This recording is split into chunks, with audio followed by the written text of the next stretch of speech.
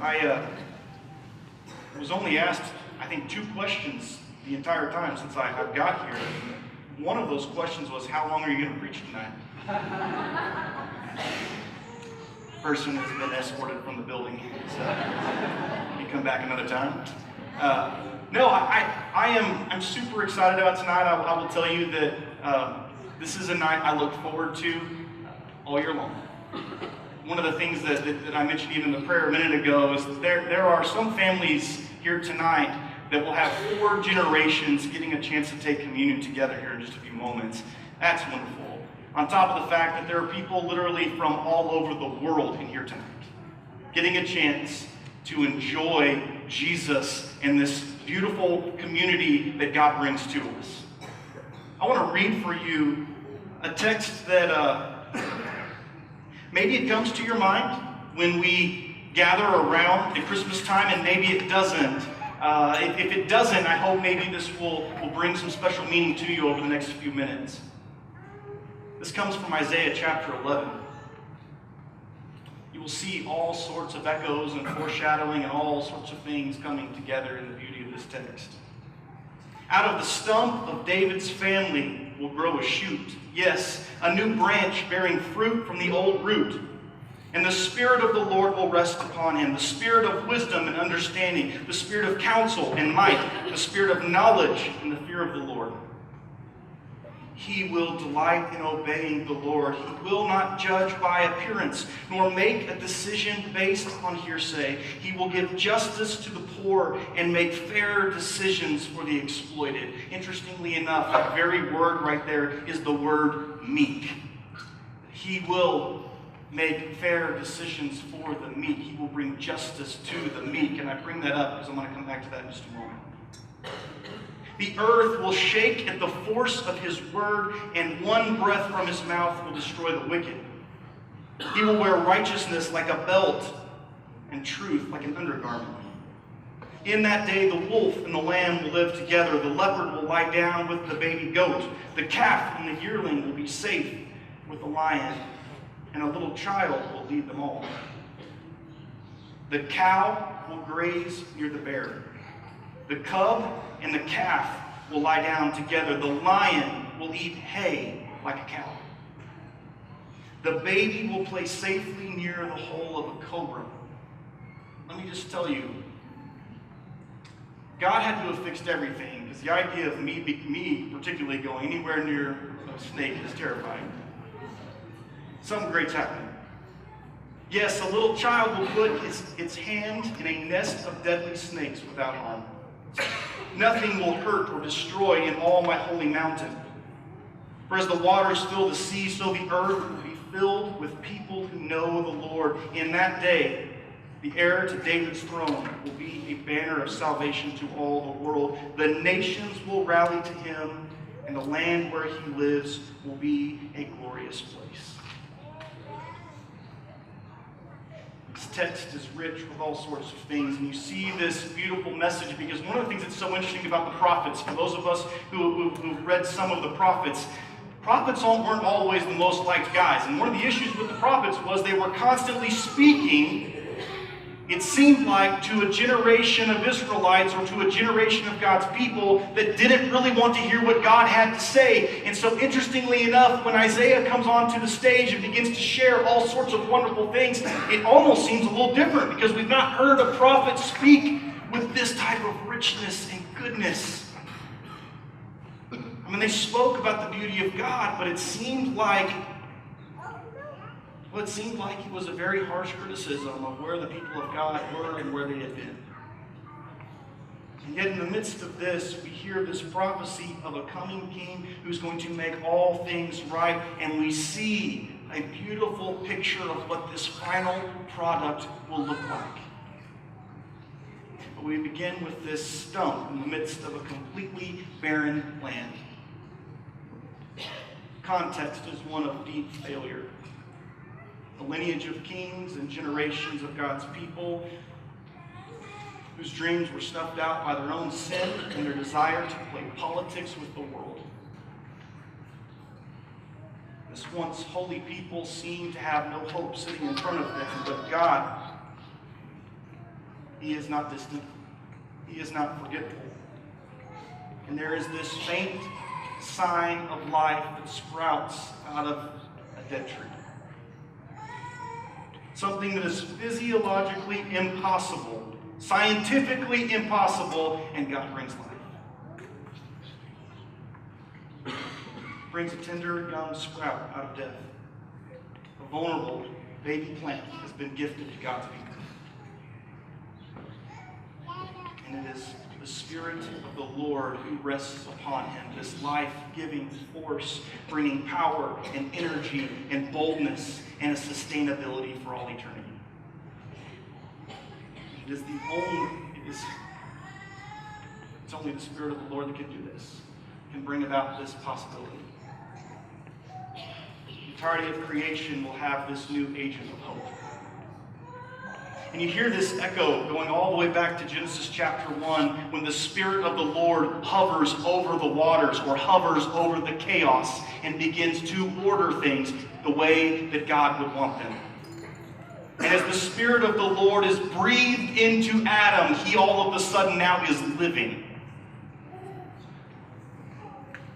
Or we look at the foreshadowing of what takes place when this teenage girl receives a message from an angel, and then all of a sudden the Spirit of the Lord brings life where it's scientifically impossible.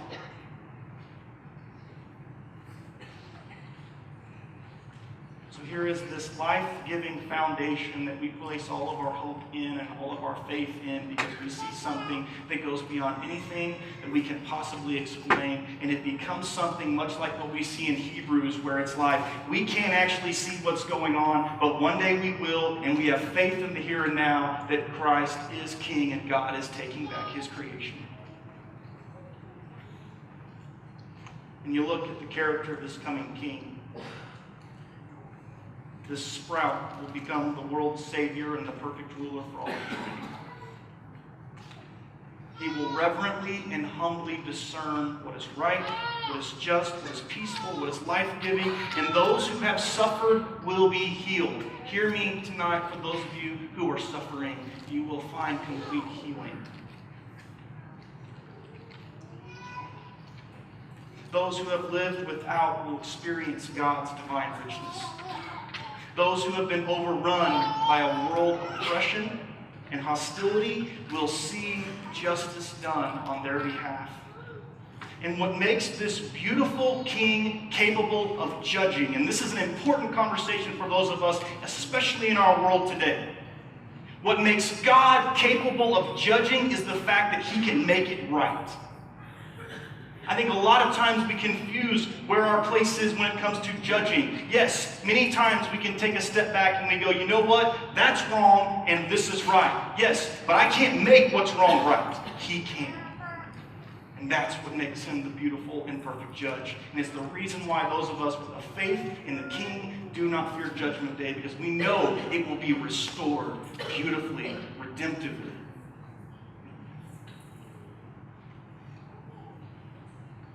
This King will make both the spiritual and the physical perfect and whole again. It's a breathtaking vision. Imagine a time when under this Savior, we will see a perfect government, a kingdom where all relationships of hostility are overcome, both amongst humanity and within the animal kingdom. Be this divine peace amongst natural enemies, between predators and their prey. And the transformation will be so radical that lions, wolves, leopards, and snakes will have no desire to injure or to kill. Fear will be done away with completely. The entire earth will be full of the intimate knowledge of the Lord, the very knowledge that we see coming with wisdom, understanding, and mercy. Now, interestingly enough, this text is far more than just a hopeful piece of this is what's coming. It allows us to interpret the world around us. So while we're given this beautiful picture of the restoration to come, we're also given at least some insight into how things got to where they were, or where they are today. And at some point in our future, we will speak of the broken world as something in our past. Violent relationships amongst all of creation stem from this sinfulness within humanity. And I love the way Paul puts it in Romans chapter 8, that you see the entirety of creation groaning for what God is going to make whole again.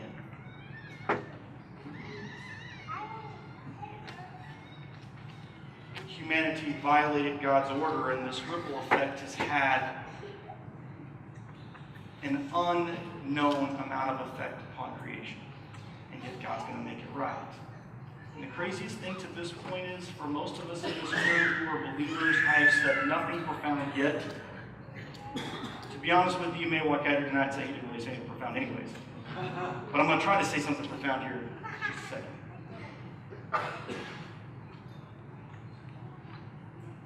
The heart of God has always been one for the vulnerable, for those who are preyed upon. We see this in his love for the poor. We see this in his love for children, for the meek, for those who are being oppressed, for the foreigner. Christ, this Emmanuel, this baby, is God's start towards a world defined by his perfect justice. And this group of vulnerable people are specifically and intentionally set apart by God for his heart and promised restoration.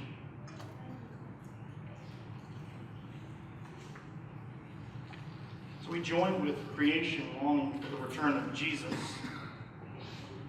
And one of the things that we've talked about at Raintree for the last few weeks is that we preach Jesus from every text.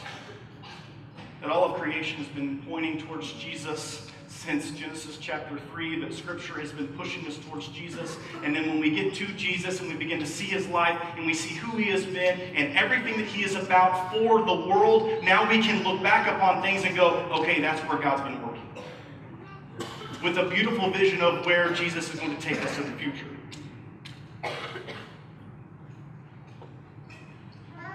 And in this grand text of cosmic redemption, conversation here about meekness, which is really, really interesting. That for those who are meek within our world, they will find that God judges fairly, that God makes things right. And you look at our culture today, and you look at the world that we live in today, and meekness, if we understand any of it at all, is not something that we want. It's an aspect or a character trait that, while we would really like to have it, we don't really like what the repercussions are in a broken world. Because people who are meek get abused. People who are meek get stepped on. People who are meek, they don't get what they want. You dominate, you use power, you use influence, you manipulate, you do whatever you got to do to get what you want. And if you are meek, you will be run over.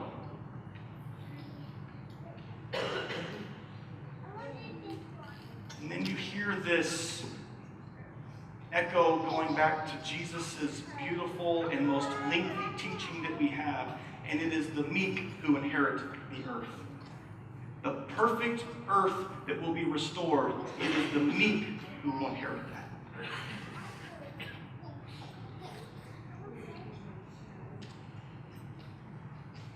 We don't really like that, because to be meek is to be,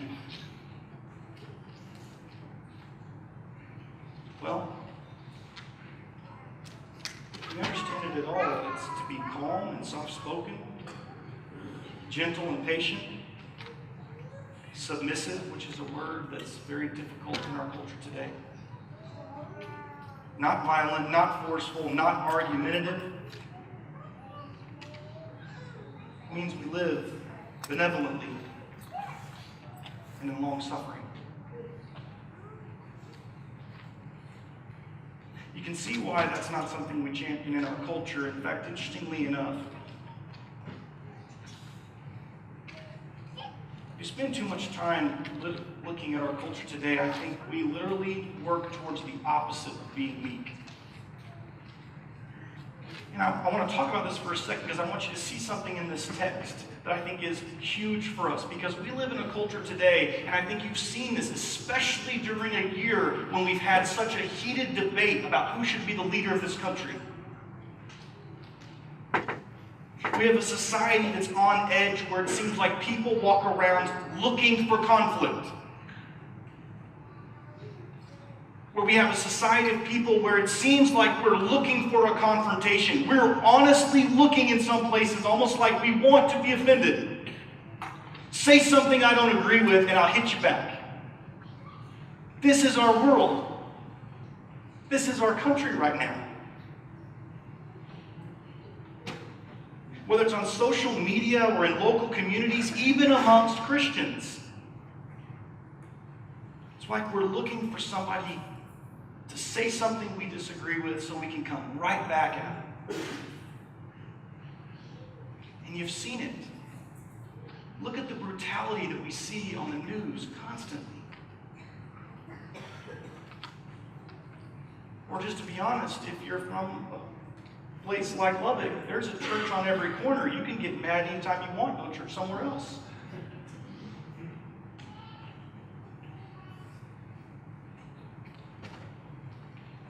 But it's the meek that inherit the earth. It's this group of people who form, to be honest, the foundation of Christ's church. It's those who follow in the footsteps of their King, being formed in the image of this Jesus who comes as a baby, who comes vulnerable. God makes himself vulnerable to you and me.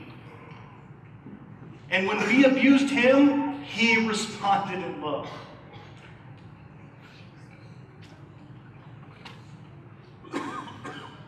This character trait, though, of meekness is what freed him to love with reckless abandonment.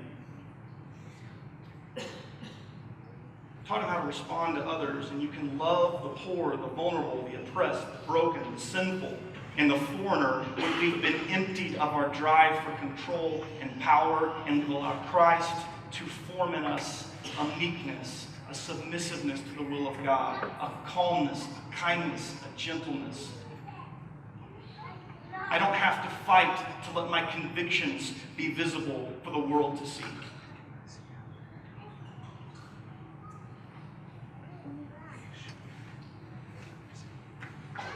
When Christ forms in us a meekness, he frees us from our slavery to self, and you begin to see some things. That the predators are no longer preying upon the weak.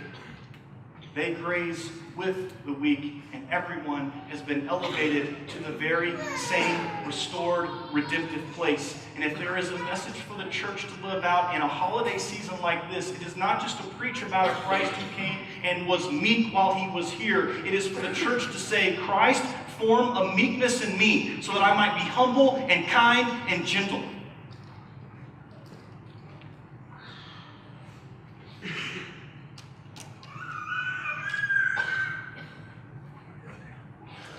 You see how this meekness even leads Jesus to the table. Do you remember John chapter 13? We're about to go into a time of communion.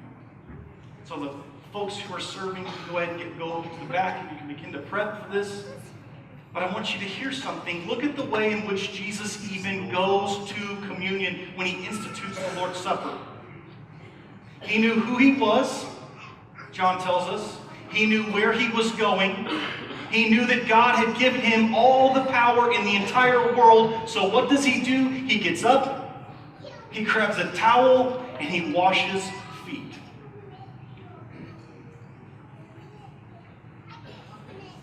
And when he gets to the one guy who doesn't want him to wash his feet, he's like, you're not catching this. Do you understand what I'm doing for you? This is who we are. This is who we are. Interestingly enough, One of the most beautiful witnesses of the church came under one of the most ruthless emperors, Diocletian. Maybe we know that name, maybe we don't. But they didn't fight. They prayed. They didn't create their own propaganda for the world. They did in many ways what we talk about here at this church over and over and over. They lived within the city as a witness to the beauty of who Christ was. And we look at who we are called to be. And isn't it interesting that in a time like today, there's all sorts of major things for us to take from this, but if there will be a restorative relationship between a lion and a lamb, Christians across a lot of denominations can certainly get together around the table of Jesus. And not just that, but we can be freed from a desire or even an emotion to be offended at anything we see out in the world that doesn't jive with our faith, because we can look right back at them and go, you know what? I don't have to fight with you about what I believe. I can simply love you, and my convictions are on display. This is Jesus. I want to pray for our time of communion. They're going to pass the plates. There's going to be a song that's played over the speakers. I'm not asking you to do anything crazy.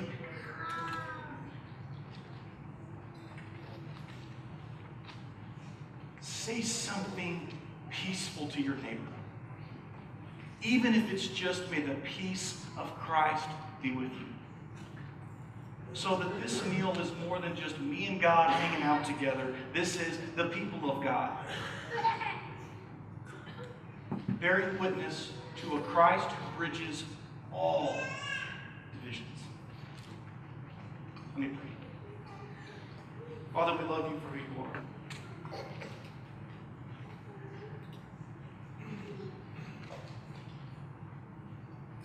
You are the host of this meal.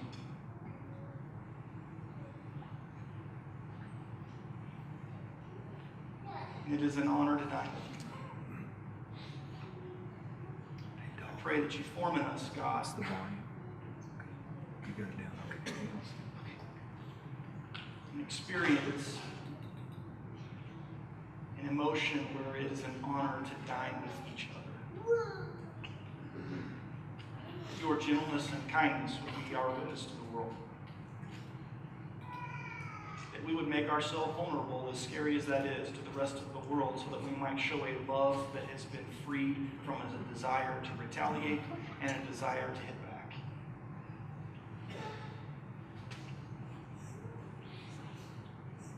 Father, in this moment,